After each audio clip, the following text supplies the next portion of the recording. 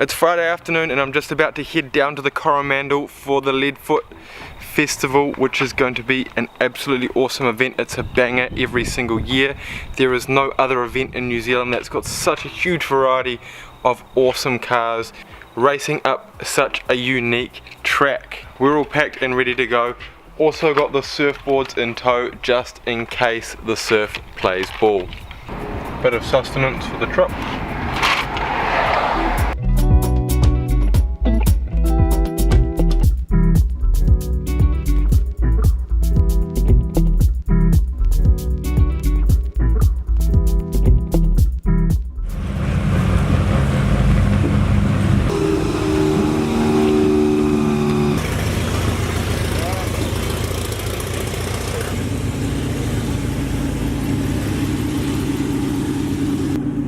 As soon as we got to Leadfoot, I had to hit the ground running. In the days leading up to the event, we found an issue with one of the rear calipers and the bleeder screw. We couldn't fix this ourselves, so we had to rely on somebody else, and that meant we weren't going to be able to fit the caliper until the last minute. We started by whipping all four wheels off. I refitted the repaired caliper. We did a complete bleed of the hydraulic brake system, and lastly we checked over everything to make sure it was going to be in good working condition for the first run up the hill.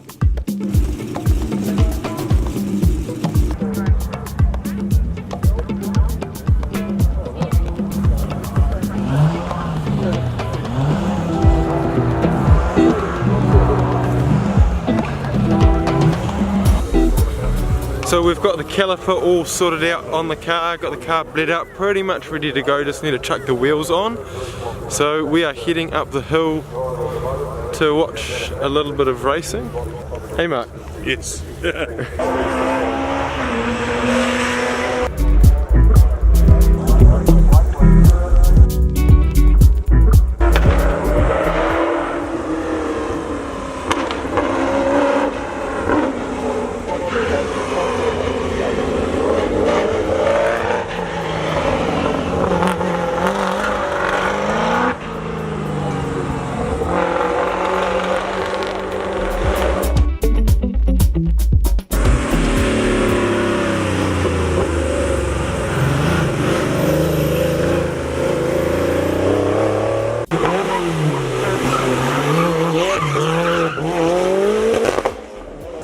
They stick out there, but they make sure they knock it sideways back there and then go straight up with half the car on the grass and half on the seal. So it's straight line through there then. They don't have to turn. Somebody's been playing around here because it's usually clean at this time. You know, the guys been practicing.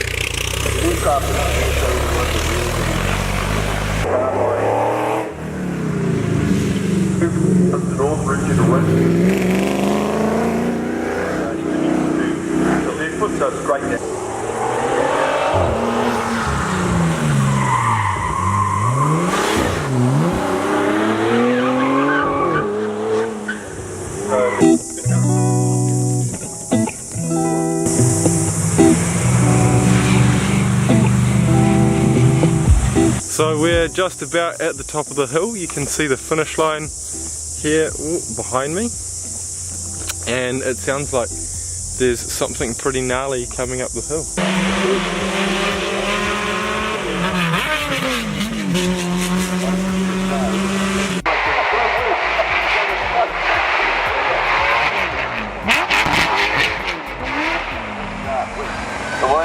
That's the balance.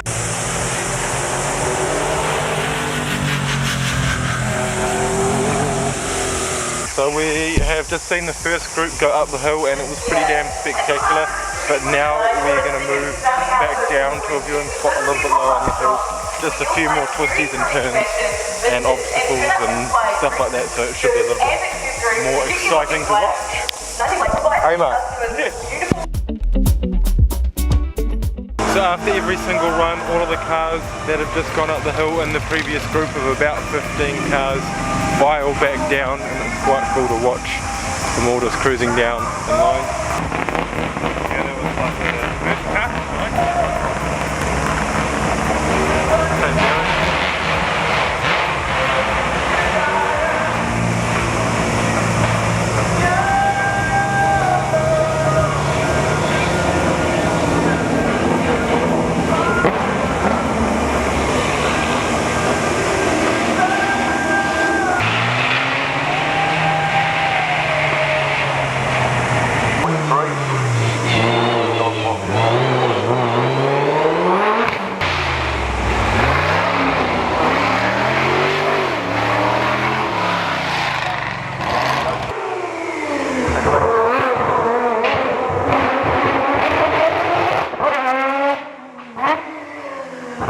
We've got the man himself, Millen, just about to head up the driveway in his ex-Pike Peak Celica. It's an absolute weapon. Let's see what he can do.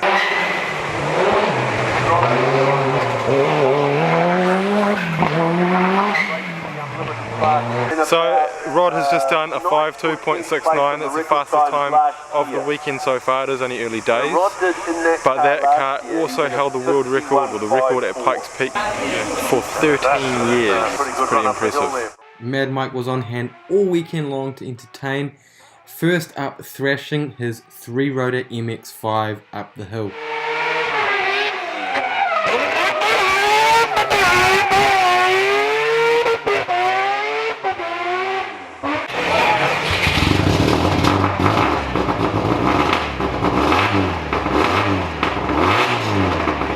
After having a look at a few cars, we made our way back down to the pits, got our car ready for the event, wheels back on, started up, ready to roll out for the first run up the hill. We're sitting here deciding whether we go on full boost or not, and I think we should, because I think it's all part of relearning the car.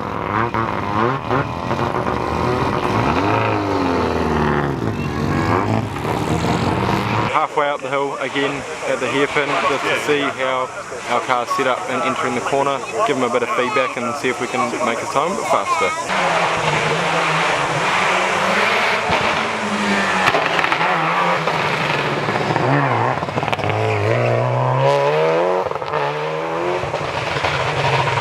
Last year, Mad Mike hit Harley into the Skinners and Skyline when he was drifting up through the air.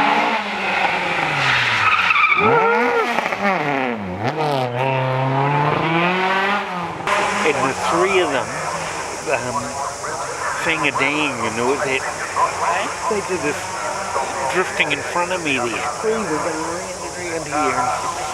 On this corner, they know within inches they are where to stop.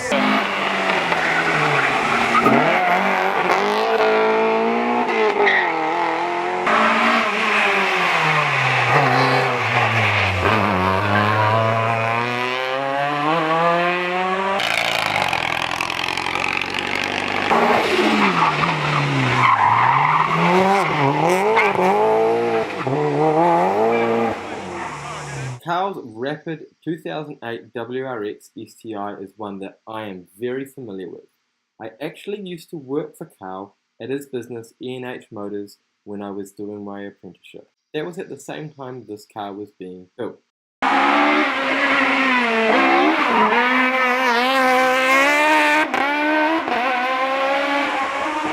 Kevin's Hayabusa powered Starlet is an engineering masterpiece.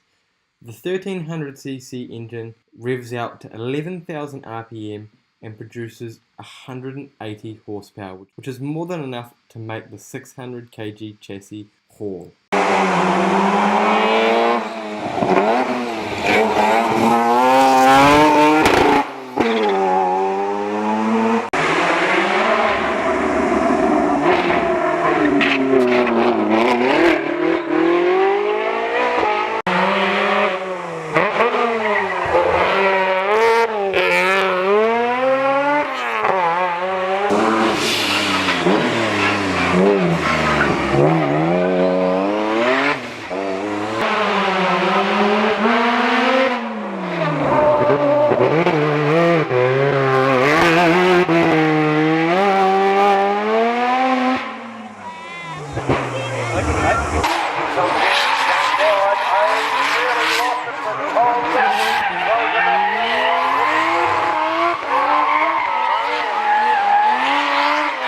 Right, we are wandering in for day 2 of Leadfoot Festival, and the rain has come down overnight. It's a little bit damp on track at the moment, so there is a potential we're going to have to change from full slick tyres down to a dot rated sort of semi-slick, which won't give us as much grip, but that's alright. Everyone is on a level playing field. We finished up a bit early yesterday because they didn't get through all of the cars by 6 PM. That's when they've got to close the event down. Mad Mike had a great crash yesterday, which you may or may not have seen. It's all over social media. It wasn't actually that bad. He just crashed his little trophy truck into a hay bale after hitting a jump on a bit of an angle. Out of all the possible regulations, no vaping. It's really unfortunate for all the Subaru guys.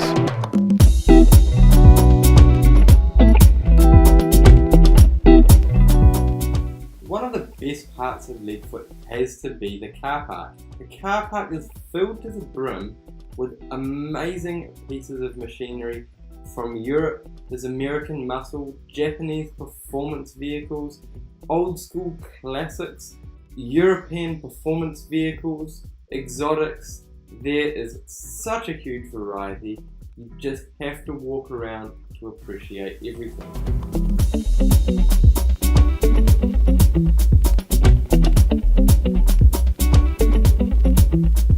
And who should I run into but Richard and his Lexus V8 powered Chrysler Avenger. I first marvelled at his creation at Foreign Rotor Nationals, and it is absolutely seamless. Fortunately, he was on hand this time to give me a full tour of what has been done. 277 foot-pounds, yep, torque, and 209 kilowatts.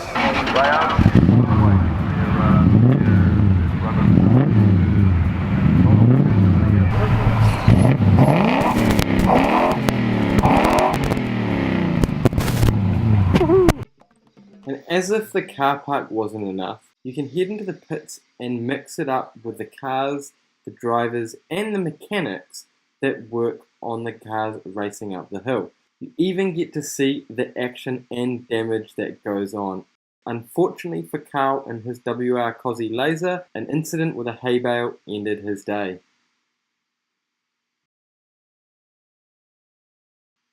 An absolute classic was this mid-80s Mazda Familia or 323 rally car.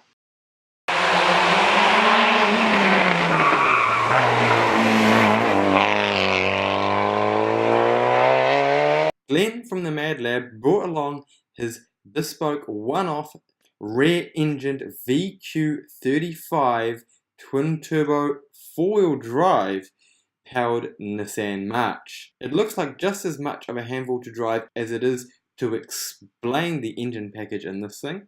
Fortunately, by a famous New Zealand race car driver, Paul Redison. There's just a marker of the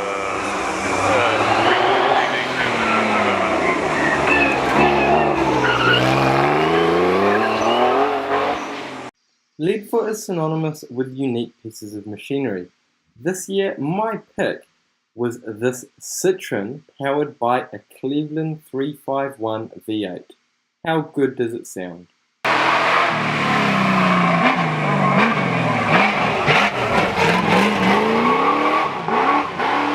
Whilst on the subject of V8 conversions, there was a particular MR2 roaring up the hill that sounded like it had a few more cylinders than it came with from factory.